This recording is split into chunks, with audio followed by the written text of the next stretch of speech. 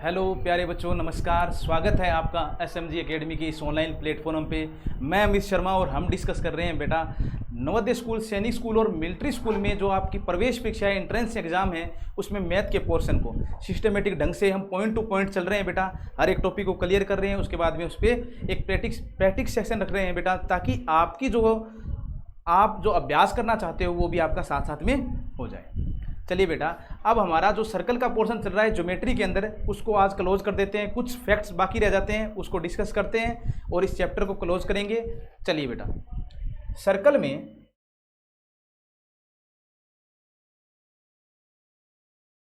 साथ में प्रैक्टिस करवा दूंगा बेटा, आपको 2-3 क्वेश्चन भी करवा देता हूं मैं आपको इस पे, ठीक है। चलिए, सर्कल में हमें देखना था बेटा, पहले तो आप हेडिंग लगाइए, जो कंसेप्ट हमारा बच गया है उसको, फिर हम करते हैं बेटा उस पर कुछ क्वेश्चन। साइक्लिक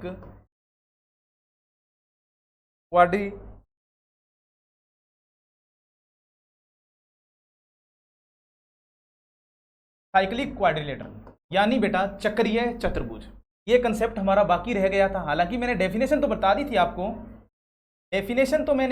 बता दी थी बेटा, लेकिन इसको पूरा डिटेल से हम नोट डाउन कर लेते हैं, लिख लेते हैं, और क्या क्या इसमें प्रॉपर्टी रहती है वो भी हम साथ में ही देख लेते हैं बेटा। एक जगह नोट करेंगे इसको। चक्रीय चतुर्भुज होता क्या है बेटा, पहले तो आपको ये पता होना चाहिए। देखिए बेटा, सर्कल में जो आपको क्वाड्रिलेटर मिलता है, सर्कल में जो आपको चतुर्भुज मिलता है, वही क्या होता है, आपका साइक्लिक क्वाड्रिलेटर होता है। इतनी चीज सही है, कोई दिक्कत? इन जनरल लैंग्वेज हम देखें चक्रीय चतुर्भुज को, चक्कर में जो चतुर्भुज होता है उसे चक्रीय चतुर्भुज बोलते हैं। साइक्लिक क्वाड्रिलेटर, साइकिल में जो क्वाड्रिलेटर होता है उसे साइक्लिक क्वाड्रिलेटर बोलते हैं। अब ये तो आ गई इसकी जनरल लैंग्वेज, लेकिन हम देखते हैं इसकी विशेषता क्या है। सर हम देखेंगे कि ABCD ये क्या है बेटा, ये वर्टेक्स है, यानी ये क्या है, शीर्ष है। और ये चारों शीर्ष कहां पे दिखाई दे रहे हैं सर, ये सर्कमफ्रेंस ऑफ सर्कल पे दिखाई दे रहे हैं, यानी वर्त की परिधि पे आप इन्हें देख पा रहे हो, ठीक है। तो आप ये तो एक इसकी प्रॉपर्टी हो जाती है कि ऐसा चतुर्भुज जिसके चारों शीर्ष क्या हो, सर्कल की सर्कमफ्रेंस पर यानी वर्त की परिधि पे होती है, ठीक है। दूसरी चीज होती है, इनमें जो आपके अपोजिट एंगल होते हैं, अपोजिट एंगल, जैसे ए के सामने का एंगल क्या होता है बेटा, C, अपोजिट एंगल बोल दो या आमने सामने के बोल दो। ए के सामने होता है C और बी के सामने जो एंगल आपको D दिखाई दे रहा है, ये दोनों एंगल्स जो आपका पेयर बनता है इनका सम का, वो क्या होता है 180 का, यानी सप्लीमेंट्री यानी संपूरक होता है सर। ये दूसरी प्रॉपर्टी आ जाती है। और तीसरी प्रॉपर्टी क्या होती है, तीसरी प्रॉपर्टी इसका एरिया होती है। चलिए बेटा लिखेंगे इसको, डायग्राम से समझ गए ना। चक्रीय चतुर्भुज किसे कहते हैं, ऐसा चतुर्भुज जिसके वर्टेक्स सर्कल की सर्कमफ्रेंस पे स्थित होते हैं या सर्कल की सर्कमफ्रेंस पे होते हैं, उन्हें क्या कहते हैं, चक्रीय चतुर्भुज। जनरल लैंग्वेज, चक्कर में जो चतुर्भुज होता है, साइकिल में जो क्वाड्रिलेटर होता है, उसे चक्रीय चतुर्भुज कहते हैं। नोट डाउन करेंगे बेटा, साथ साथ लिख लेना भाई। चक्रीय चतुर्भुज इसे ही बोलते हैं बेटा साइक्लिक क्वाड्रिलेटर, ठीक है बेटा। अब देखिए बेटा, इसकी प्रॉपर्टी लिखनी है हमें। फर्स्ट प्रॉपर्टी आती है, ऐसा चतुर्भुज, ऐसा क्वाड्रिलेटर जिसके चारों शीर्ष जिन्हें बोलते हैं बेटा वर्टेक्स, क्या बोलते हैं, वर्टेक्स, वर्त की परिधि यानी सर्कमफ्रेंस ऑफ सर्कल पे वो परिधि पर हो, उसे चक्रीय चतुर्भुज कहते हैं। ये तो आपकी फर्स्ट प्रॉपर्टी रहती है, इसे हम प्रॉपर्टी भी बोल सकते हैं और एक जनरल डेफिनेशन भी बोल सकते हो बच्चों, कोई दिक्कत नहीं है। देखिए बेटा, दूसरी क्या रहती है, चक्रीय चतुर्भुज में अपोजिट एंगल यानी आमने सामने के कोण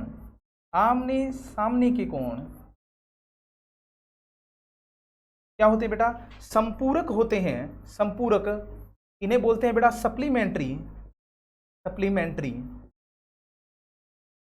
सप्लीमेंट्री होते हैं, ठीक है। ये देखिए बेटा, डायग्राम और देख लीजिए साथ साथ में। ये आपका एक सर्कल है और इसमें ये एक चतुर्भुज है और नाम दे दिया ए बी और सी डी। ठीक है, अब देखो बेटा ध्यान से देखो, यानी एंगल ए और एंगल सी का सम कितना होगा? सर एंगल ए और एंगल सी का सम होगा 180, क्योंकि आपने बताया है कि अपोजिट एंगल हैं वो क्या होते हैं? सप्लीमेंट्री होते हैं। ठीक है, अच्छा angle B plus angle D ये कितने होते हैं? 180 होगा। क्यों? क्योंकि आपका जो सप्लीमेंट्री है सप्लीमेंट्री होगा, भाई अपोजिट एंगल सप्लीमेंट्री होंगे, यानी दोनों पेयर्स क्या होंगे बेटा? 180 का सम बनाएंगे। ठीक है, अब चलिए बेटा, अब आता है एरिया ऑफ साइक्लिक क्वाड्रिलेटर। अच्छा, चक्रीय चतुर्भुज का क्षेत्रफल। अब देखिए बच्चों, हमें चाहिए चक्रीय चतुर्भुज का क्षेत्रफल चाहिए, तो आपके सामने बच्चों ये है डायग्राम। ठीक है, और ये आपके सामने एक क्वाड्रिलेटर है जो एक साइक्लिक फॉर्म में है, ए बी सी डी। ठीक है, और लेंथ आपको दी गई है, ये ए दे दी है, ये बी दे दी है, सी दे दी है और डी दे दी है। क्लियर है? क्लियर है। अब आपसे पूछ रहा है जो ये साइक्लिक क्वाड्रिलेटर दिखाई दे रहा है या चक्रीय चतुर्भुज आपके सामने फिगर में दिखाई दे रहा है, आप उसका एरिया बताइए। तो फॉर्मूला क्या रहता है? फॉर्मूला रहेगा बेटा अंडर रूट में एस माइनस में ए, एस माइनस में बी, एस माइनस में सी और एस माइनस में डी। अब आता है बेटा कि एस क्या है और ए बी सी डी क्या है। लिखो वेयर एस इज, एस क्या है? सेमी पेरीमीटर, यानी बेटा अर्ध परिमाप है। और परिमाप आप अच्छी तरीके से जानते हो, परिमाप क्या होता है बेटा? चारों ओर का माप ही क्या होता है? परिमाप होता है। चारों ओर का माप ही क्या होता है? परिमाप होता है। और उस परिमाप को आधा करोगे तो आपका सेमी पेरीमीटर बन जाएगा, यानी पेरीमीटर का हाफ क्या होगा? सर सेमी पेरीमीटर हो जाएगा। कोई दिक्कत? चलिए बेटा, अब बच गया ए बी सी डी। क्या है? ए बी सी डी है बेटा साइड्स ऑफ साइक्लिक क्वाड्रिलेटर। ये क्या है बेटा? ए बी सी डी क्या है? साइक्लिक क्वाड्रिलेटर की साइड है। अच्छा, आपको क्या करना है? सेमी पेरीमीटर से प्रत्येक साइड को, एवरी साइड को आप सब्ट्रैक्ट करेंगे और फिर आप लेंगे बेटा उसका अंडर रूट यानी स्क्वायर रूट ले लेंगे, तो आपके पास जो भी आंसर निकल के आएगा वो होगा इसका क्षेत्रफल यानी एरिया हो जाएगा।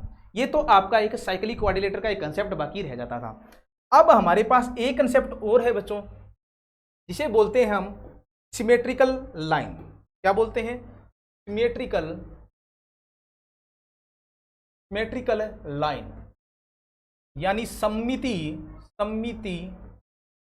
रेखा। अब सममिति रेखा क्या होती है ये चीज देख लीजिए। सममिति रेखा होती है वह काल्पनिक रेखा या इमेजिनरी लाइन होती है बेटा, एक इमेजिनरी लाइन होती है या एक्सेस मान सकते हो।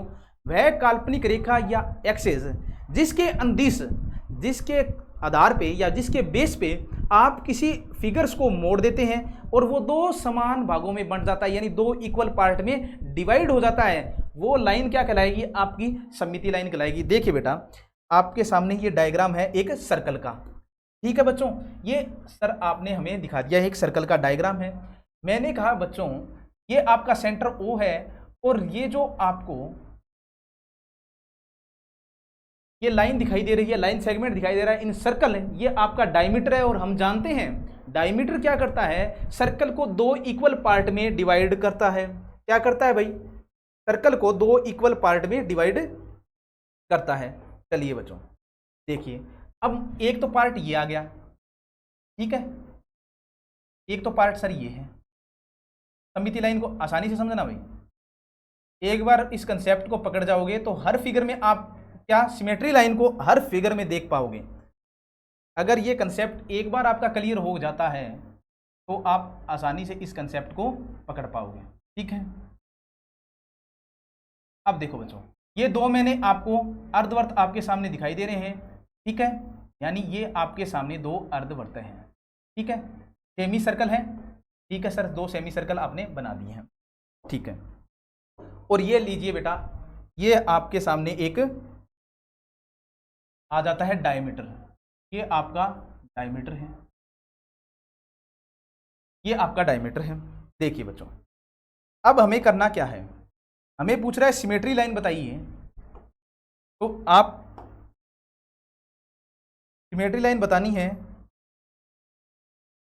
देखो, अब देखो ये व्यास क्या करता है बेटा, इन दोनों इर्स को दो हाफ में डिवाइड कर रहा है, दो इक्वल पार्ट में डिवाइड कर रहे हैं। ठीक है सर, सर्कल को दो सेमी सर्कल में डिवाइड कर दिया, ये रहा और ये रहा। ठीक है, कोई दिक्कत? यानी ये जो व्यास है, ये डायमीटर आपको दिखाई दे रहा है, ये क्या है, एक सिमेट्री लाइन ही है, सममिति रेखा ही है। क्या व्यास ऐसे भी हो सकता है? ये भी तो डायमीटर ही है, बिल्कुल है। ये भी तो डायमीटर ही है, ये भी डायमीटर है। यानी सेंटर से पास होने वाली वर्त की एक परिधि के एक भाग से दूसरे भाग तक जाने वाली लाइन सेगमेंट जो सेंटर से पास होती है, उसे ही आप डायमीटर कहते हैं। क्या ये भी डायमीटर है? बिल्कुल, ये भी रहा, ये भी। इस तरीके से आप देखोगे तो आपके पास ये डायमीटर निकल के आएंगे। और ये डायमीटर कर क्या रहे हैं, ये सर्कल को दो इक्वल पार्ट में डिवाइड कर रहे हैं। यानी ये डायमीटर इस सर्कल के लिए एक सिमेट्री लाइन है, यानी एक सममिति रेखा है। चलिए बेटा नोट डाउन करेंगे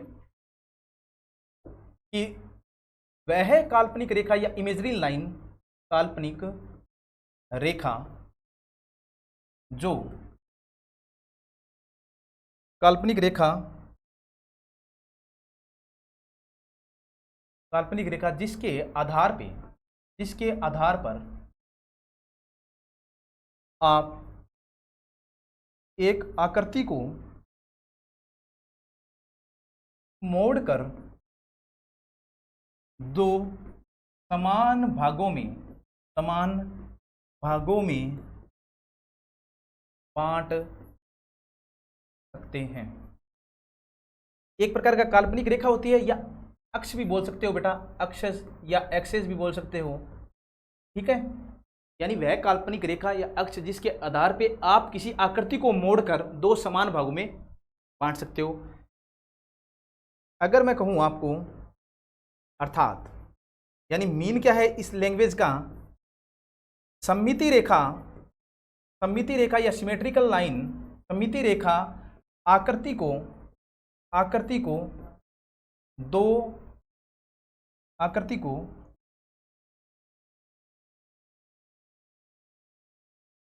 बराबर भागों में, आकृति को दो बराबर भागों में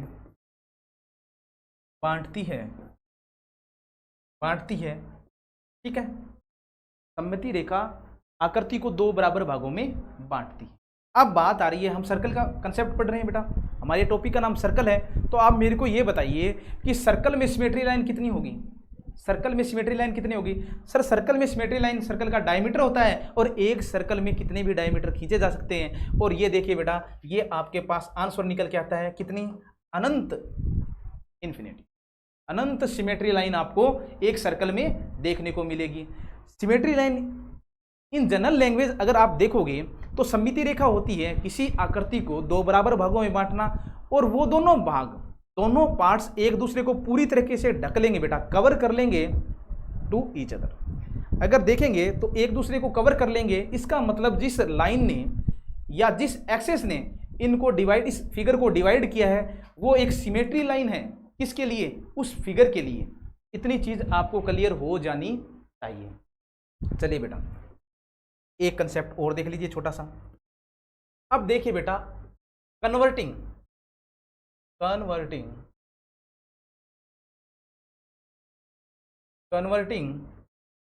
डिग्रीज टू रेडियन। देखिए बेटा, एक कंसेप्ट आपको देखने को मिलता है बहुत बार, आपसे सीधा डायरेक्ट क्वेश्चन पूछ लेता है। अगर आप ये फॉर्मूला आसानी से समझ पा रहे हो तो विद इन 1 सेकेंड आप इसके आंसर तक पहुंच जाओगे कि डिग्री को रेडियन में बदलिए और रेडियन को डिग्री में बदलिए। इस इंटरचेंज को आपको पूछ लेता है। तो देखिए बेटा, ये चीज़ आपके माइंड में सेट हो जानी चाहिए कि हमसे पूछ रहा है डिग्री देके अपने से रेडियन पूछ रहा है, डिग्री से रेडियन में चेंज पूछ रहा है। तो आपको करना क्या है, ये आपको चेंज पूछ रहा है, चेंज डिग्री टू रेडियन। तो आपको करना है डिग्री को रेडियन में बदलोगे तो आप करोगे पाई बटा 180 से गुणा, पाई बटा 180 से गुणा करोगे। जैसे आपसे पूछ रहा है, क्वेश्चन है 120 डिग्री को रेडियन में बदलिए, रेडियन में बदलिए, 120 डिग्री को रेडियन में बदलिए, तो आप बताओगे 120 को आपको गुणा करना है, मल्टीप्लाई करना है पाई बटा 180, पाई अपॉन 180 से, 0 से 0 जाएगा और 6 से ये कट जाएगा, 2 पाई अपॉन 3। ये आपका जो एंगल है रेडियन में है, 120 डिग्री जो आपको डिग्री में दिया गया है वो आपका 2/3 में क्या हो जाता है, रेडियन में हो जाता है। इतनी बात आपके दिमाग में सेट हो जानी चाहिए। यही कंसेप्ट आपको आगे देखने को मिलता है कि रेडियन को डिग्री में बदलिए, रेडियन को डिग्री में बदलना। अब आपसे पूछ रहा है कि रेडियन है, आपको दिया गया है, ये लीजिए, और आपको चेंज करना है, कन्वर्ट करना है डिग्री में, तो कैसे करोगे भाई, कैसे करोगे? ये देखिए बेटा, अगर रेडियन टू डिग्री बता रहा है तो आपको 180 बटा पाई से गुणा करना है। ये आपके सामने एक एग्जाम्पल लिख देता हूं, एग्जाम्पल यही ले लीजिए बेटा, 2 पाई अपॉन 3 को डिग्री में बदलिए, 2 पाई अपॉन 3 को डिग्री में बदलिए, ये आपको कंसेप्ट देखना है। तो आप देखोगे कि 2 पाई अपॉन 3 दिखाई दे रहा है, आपको करना क्या है सर, रेडियन से डिग्री में जाना है, तो 180 अपॉन पाई से आप क्या करोगे, इसको गुणा कर दोगे। सर पाई से पाई गया, ठीक है, 3 से ये गया कितने पे सर, 60 पे, और 60 इंटू 2 कितना होता है सर, 120 डिग्री। देख लीजिए बेटा, लास्ट स्लाइड में हमने देखा 120 को हमने रेडियन में बदला तो आपका 2 पाई अपॉन 3 आया, और 2 पाई अपॉन 3 को हमने डिग्री में बदला तो 180 अपॉन पाई करके तो आपका 120 डिग्री आ गया। क्या ये कंसेप्ट आपके दिमाग में सेट हो गया है क्या भाई, क्लियर है? चलिए, तो 2 चीज़ें नोट कर लीजिए, नोट करो, नोट डाउन कर लेना बेटा कि अगर आपसे पूछ ले डिग्री टू रेडियन, डिग्री से रेडियन, तो आप करेंगे बेटा, डिग्री से रेडियन पूछ रहा है तो आप करेंगे पाई अपॉन 180 से गुणा, ठीक है। सेकंड देखिए, radian two degree, radian two degree पूछ रहा है तो आप करेंगे बेटा 180 अपॉन पाई से गुणा, ठीक है। थर्ड नंबर देखिए बेटा कि 360 डिग्री इक्वल होता है किसके सर, 2 पाई रेडियन की, किसके, 2 पाई रेडियन के, 2 पाई रेडियन के। 180 डिग्री होता है किसके सर, पाई रेडियन के इक्वल होता। ये आपको रिलेशन याद होने चाहिए भाई, ये कंसेप्ट आपको याद होने चाहिए, आपके माइंड में सेट हो जाने चाहिए, ठीक है। ये कंसेप्ट है जो आपके माइंड में सेट हो जाने चाहिए। यानी क्या कह रहा है, ये कह रहा है कि डिग्री को आप रेडियन में बदलिए, और रेडियन को डिग्री में बदलोगे तो आपको करना क्या है, आपको करना है बेटा इसमें तो इंटू करना है पाई बटा 180 का, और इसमें इंटू करना है 180 अपॉन पाई का, ठीक है सर। और ये होता है आपका 360 डिग्री होता है 2 पाई रेडियन, 2 पाई रेडियन क्यों कि 360 को अगर आप रेडियन में बदलोगे तो रेडियन में बदलने के लिए आपको पाई बटा 180 से गुणा करना होता है, और ये होता है आपका 2 पाई। यहाँ पे मैंने करके भी दिखा दिया। ये होता है 180 को अगर आप रेडियन में बदलोगे तो 180 से 180 जाएगा और आपका पाई आ जाएगा। इतनी आपको क्लियर होगी क्या कि भाई रेडियन को डिग्री में बदलना हो और डिग्री को रेडियन में बदलना हो तो आप किस तरीके से इसको चेंज कर सकते हैं, ठीक है। कोई दिक्कत है क्या, अरे कोई दिक्कत है क्या इस कंसेप्ट में? डिग्री को रेडियन और रेडियन को डिग्री में चेंज करना आपको आना चाहिए। कंसेप्ट में रहता है पाई बटा 180 और 180 अपॉन पाई।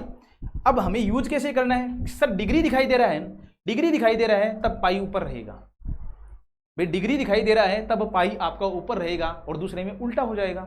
एक को याद कर लो, दूसरा अपने आप आपके माइंड में सेट हो जाएगा, ठीक है बच्चों। एक को आप क्लियर कर लेंगे तो दूसरा अपने आप आपके दिमाग में सेट हो जाएगा। चलिए बेटा एक क्वेश्चन करवा देता हूं मैं आपको। एक क्वेश्चन देखिए बेटा, सर्कल का ये क्वेश्चन है आपके सामने कि आपको एक सर्कल दिया गया है बच्चों, ठीक है, और ये आपको P पॉइंट से दो टेंजेंट हैं, ये आपका सेंटर पॉइंट O है, और ये बच्चों आपको दे दी गई है एक रेडियस है, ये लीजिए, ये आपके सामने आपकी रेडियस है, ठीक है, और ये एंगल आपको दिया है 46 डिग्री का। आपसे पूछ रहा है कि हमें बताइए कि जो एंगल आपके सामने ये निकल के आ रहा है, ये एंगल आपसे पूछा है, ये है PA। आपसे पूछा है फाइंड करिए एंगल AOB को, एंगल AOB को आपको फाइंड करना है। अगर आपको प्रॉपर्टी याद है, अगर आपको सर्कल की प्रॉपर्टी याद है, तब तो आप इस आंसर को आसानी से निकाल सकते हो। कैसे? देखिए बेटा, प्रॉपर्टी आपको रिवाइज करवा देता हूं छोटी सी। प्रॉपर्टी क्या कहती है? प्रॉपर्टी कह रही है कि एक सर्कल है और उस पर टेंजेंट खींची गई है, उस पर एक स्पर्श रेखा खींची गई है, और स्पर्श बिंदु से खींची गई रेडियस उससे कितने का 90 डिग्री का एंगल बनाती है। स्पर्श बिंदु यानी टचिंग पॉइंट से, टेंजेंट में टचिंग पॉइंट से खींची गई, ड्रॉ की गई रेडियस और टेंजेंट के बीच में एंगल होता है हमेशा 90 डिग्री का। ये प्रॉपर्टी थी आपकी, ये एक प्रॉपर्टी थी। ये तो ये एंगल कितना होगा सर? 90 डिग्री का। ये एंगल कितने का होगा सर? 90 डिग्री का। इतनी चीज आपके दिमाग में क्लियर हो गई? इतनी चीज आपके दिमाग में क्लियर होगी तो ये बन गया बेटा आपका एक चतुर्भुज। और चतुर्भुज क्या होता है? यानी क्वाड्रिलेटर बन गया कौन सा? APBO, ठीक है, APBO बन गया कि नहीं बन गया? ये आपका एक क्वाड्रिलेटर बन गया, ठीक है। देखिए ये आपका एक चतुर्भुज बन गया,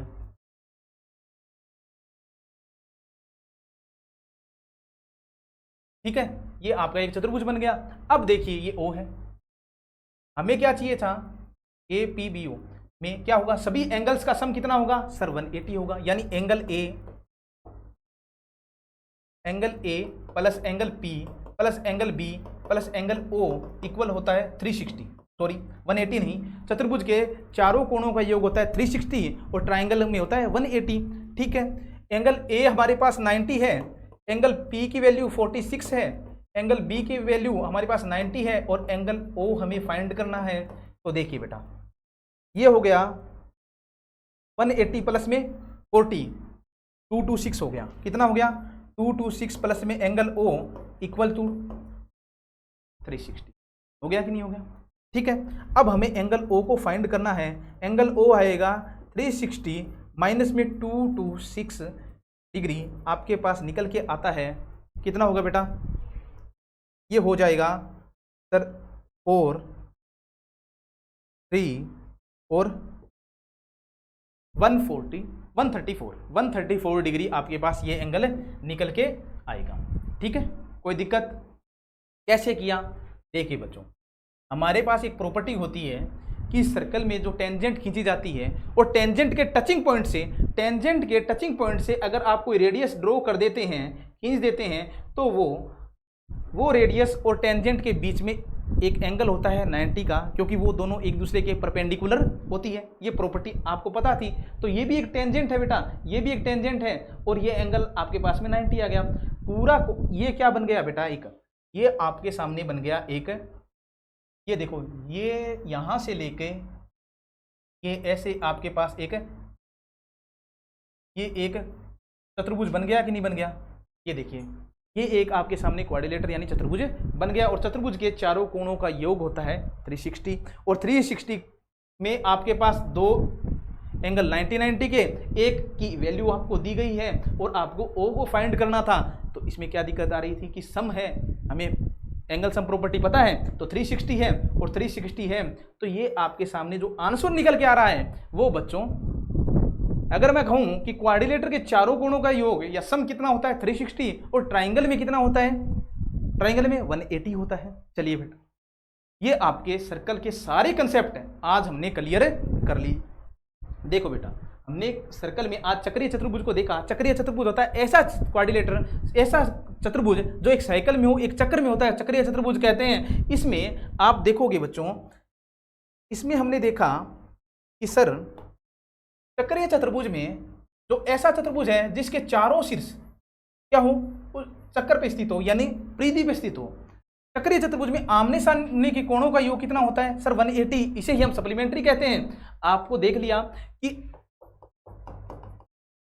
आपको चक्रीय चतुर्भुज का एरिया का फॉर्मूला मिल जाए तो आप उस चतुर्भुज के एरिया को फाइंड कर सकते हैं कि नहीं कर सकते हैं? बिल्कुल कर सकते हैं, क्योंकि हमारे पास फॉर्मूला है, एस होता है सेमी पेरीमीटर, सभी साइडों का सम ए बी प्लस इन सब सम करके और क्या करना है आपको डिवाइड बाई 2 करना है। यही तो आपका अर्ध परिमाप होता है, क्योंकि परिमाप या पेरीमीटर होता है सभी साइडों का सम, और हाफ पेरीमीटर यानी सेमी पेरीमीटर होता है सम को आधा करना। ठीक है, अब आती है सममिति रेखा। ऐसी रेखा या काल्पनिक रेखा होती है या एक्सेस होता है जो आकृति को क्या कर दे, 2 इक्वल पार्ट में डिवाइड करते हैं और ये दोनों पार्ट एक दूसरे को ढक लेते हैं। इसे ही क्या कहते हैं बेटा, सममिति रेखा कहते हैं। अब डिग्री टू रेडियन को चेंज करना हो तो आपको पता है आपको पाई बटा 180 से गुणा करना पड़ेगा। ये एग्जाम्पल आपके सामने था। अगर आपको पूछ ले कि रेडियन टू डिग्री चेंज करना हो तो आप करेंगे बेटा 180 बटा पाई से आप गुणा करेंगे। ये एग्जाम्पल आपके सामने। फिर देखिए डिग्री को रेडियन में पाई बटा 180 से, रेडियन को डिग्री में 180 बटा पाई, और 360 डिग्री होता है 2 पाई और 180 डिग्री होता है पाई रेडियन। ठीक है, ये मैंने आपको एक एग्जाम्पल करा दिया। इसी के साथ सर्कल का चैप्टर आपका यहाँ कंप्लीट होता है। कल करेंगे बेटा नए चैप्टर की शुरुआत, क्वाड्रिलेटर। आप पीछे वाले सारे चैप्टर रिवाइज करते रहे भाई। ठीक है, ऐसा नहीं है कि नया चैप्टर स्टार्ट कर दिया तो पीछे वाले को भूल जाएं, साथ साथ में रिवाइज जरूर करना है, रिवीजन जरूर करना है बेटा। ठीक है, स्वस्थ रहिए, मस्त रहिए, लगातार पढ़ाई करते रहिए। Thank you so much.